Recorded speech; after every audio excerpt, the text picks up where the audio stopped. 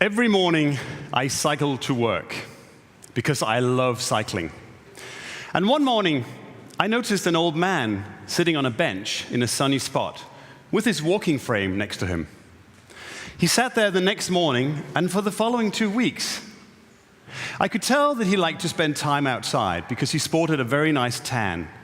He was always smiling, sometimes reading the newspaper, and always impeccably, casually dressed in country style. This is Torkil, a 97-year-old gentleman and a nursing home resident. And I will tell you how I got to know Torkil and how that changed my life. I had just been flicking through photos of Copenhagen in the 1930s, which was quite a jolly inferno of bicycles. And I realized that he, too, must have been cycling his bike every single day, too, and most likely enjoyed it as much as I do. For generations, the bicycle was the preferred mode of transport for 6 out of 10 people, even in cities like Los Angeles and Rome and Tokyo and Sydney. That time, it was quite common for people, the older generation today, to cycle 25 or 50 kilometers just to get to work. But in the 50s and 60s, the bicycle was slowly but surely replaced by cars. Except for a few cities like Copenhagen, the bicycle made a comeback back in the late 70s and the early 80s, and today continues to be the most important mode of transport. No other means of transport is as convenient as the bicycle. The bicycle also happens to be the happiest means of transport. When we grow older, our eyes or our legs may prevent us from cycling. And and usually around our mid-70s, we stop cycling altogether.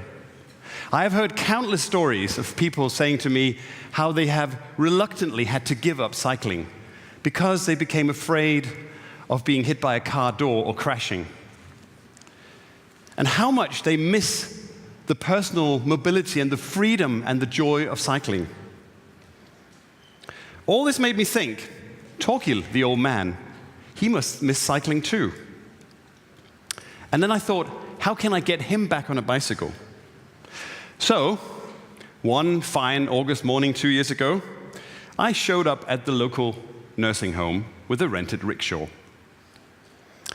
I realized that it was a crazy idea, and that most likely they would kick me out. As I entered the nursing home, I was approached by this friendly-looking member of staff, and I said to her, "I'm a neighbor. I'm here to offer a ride to the residents." Now, that could have been the end of the story. But the woman said to me, "Oh, that sounds like a great idea. Let me just check." And then she disappeared into the coffee room and reappeared 2 minutes later with an old lady under her arm. And she said, "Gertrude and I would love a ride." As they boarded the bicycle, I asked Gertrude where she wanted to go. And her reply was prompt. She wanted to go to Langelinje, the boardwalk along the Copenhagen harborfront, where Copenhagens have been going for Sunday bicycle rides and a stroll and an ice cream for generations. I also learned that Langelinje played a very important role and a very special role to Gertrude, because she, for many years after the war, she had lived in Greenland with her husband and children. And this is where the Greenland ships used to dock. And she told me she could almost smell the tar and hear the seagulls and sense the hive of activity, all those details. The ride lasted about an hour.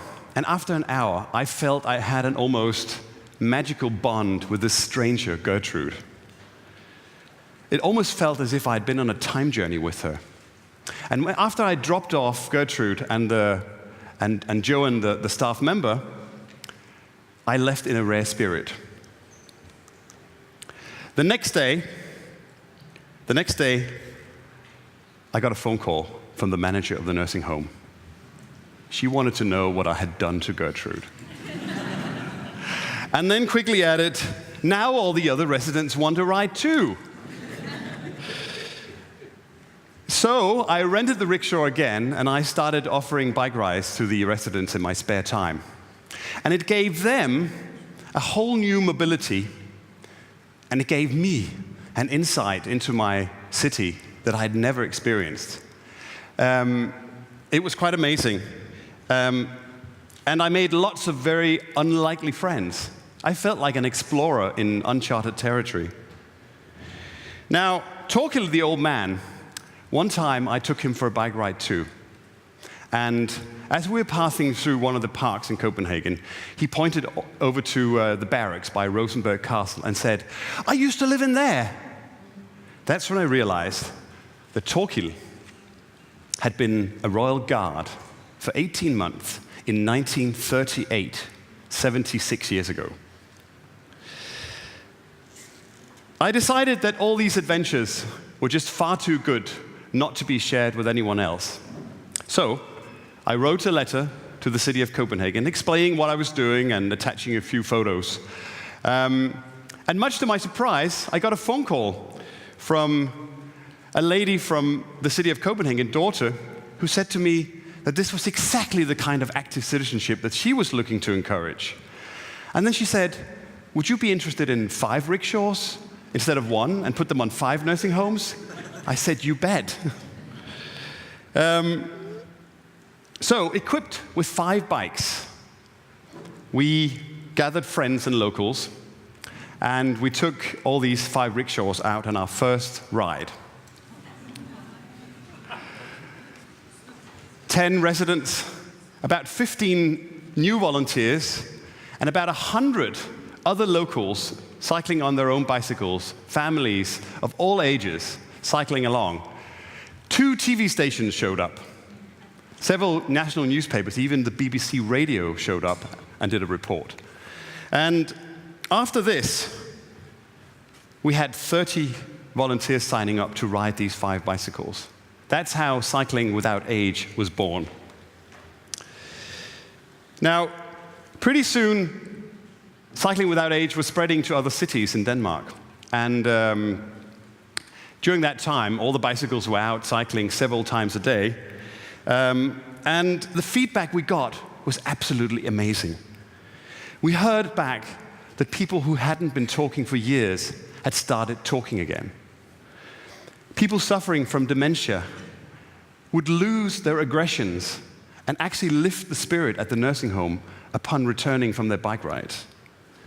And we heard that blind residents were explaining to the volunteers that to them, cycling was all about smelling the flowers and hearing the birds and feeling the wind in your hair. And the thing about feeling the wind in your hair was something when I said, I can't agree more with that.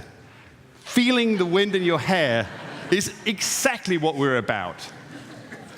We're here to fight for people's wind in their hair. Because when we grow old, we lose the stories and our lives, the witnesses to them. Can you imagine not having anyone around anymore who experienced what you experienced? Can you imagine not having anyone to laugh or cry with? And imagine knowing that soon all your stories will disappear with you. Now, what has astounded me the most is how very, very simple bike rides can have such a profound impact on quality of life, both for the elderly and for the volunteers. And this doesn't just attract the hardcore, the traditional volunteers. This is far more like active citizenship. This is like people gathering because they want to make a difference, and because they know that that will give them and that will strengthen their relationships. It enhances the trust in the local community. One of the pilots, Roberto, who is from Italy but lives in Copenhagen, got started with Cycling Without Age on prescription. Now, His doctor said to him, Roberto, you need to lose a few pounds and get more exercise. And then he wrote a prescription to him, cycling without age. Another volunteer put it this way. He said, you don't have to pretend that this is awesome. This is awesome. And one of our young volunteers literally got himself a new set of grandparents by striking up a relationship with a couple that has been married for 70 years. Now, he doesn't have scheduled trips where he knows he has to show up at certain times.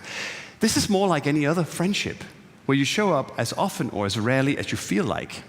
Not because it's an obligation, but because you want to. Now, I continue to be amazed by all these stories. We're now having these bicycles on over 100 nursing homes throughout Denmark and even in Norway, with all the hills and the mountains.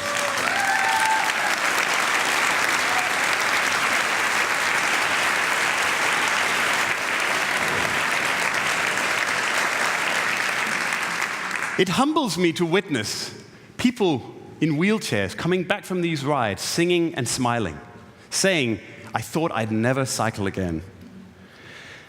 It's that kind of positive impact that fuels my enthusiasm and gets me out of bed in the morning. And I love it when I see other people find that too. Now, 3 days ago, we returned from the longest bike ride yet. We went on an adventure ride for 300 kilometers to the city of Hamburg from Odense in Denmark, with 10 rickshaws, with 20 elderly people and 15 volunteers. And the last 20 kilometers, when all the batteries had run out, we rode them on our adrenaline. I truly, honestly, I had been doing this for a couple of years now. I had never imagined what an impact that had on the residents. They were aged between 70 and 90. And on the second night during dinner, because we had to make 3 overnight stays, a lady called Sigrid, who was 90, stood up in front of all of us and said, I haven't been on a vacation for 15 years, and this is the best holiday I've ever had. I got goosebumps when she said that. And another, one of the so-called weaker passengers on the ride, put it this way. She said, I feel alive again. Now, most of these ones, they actually arrived when we started the trip. They arrived with their walking frames and even some in wheelchairs. They forgot they brought them. We had a bus accompanying us. They were in the bus all the time. And some of them reported that at night, they didn't need the tranquilizers to sleep. And this is actually arriving in Hamburg. This is taken by the Alster Lake in Hamburg, where we're sitting and people being totally baffled by we crazy Danes arriving in Hamburg by rickshaw. Torkild and I celebrated our friendship and his 97th birthday 2 weeks ago by drinking a really good glass of wine, because that's something that we both appreciate. And the wine waiter, when he heard what the occasion was, brought out the very best glasses and served the very best wine. And Torkild, being very chatty, managed to chat to well over 50 people, and 50 people whose lives I think we impacted that day. And what Cycling Without Age has taught me is that even if you are close to 100, life can and should be beautiful. And life in a nursing home should be a place of joy and continued mobility. You too can invite a local, a neighbor, or a complete stranger on a journey through cities and through landscapes. And by doing so, you help create better lives. It's all about creating relationships. Thank you very much.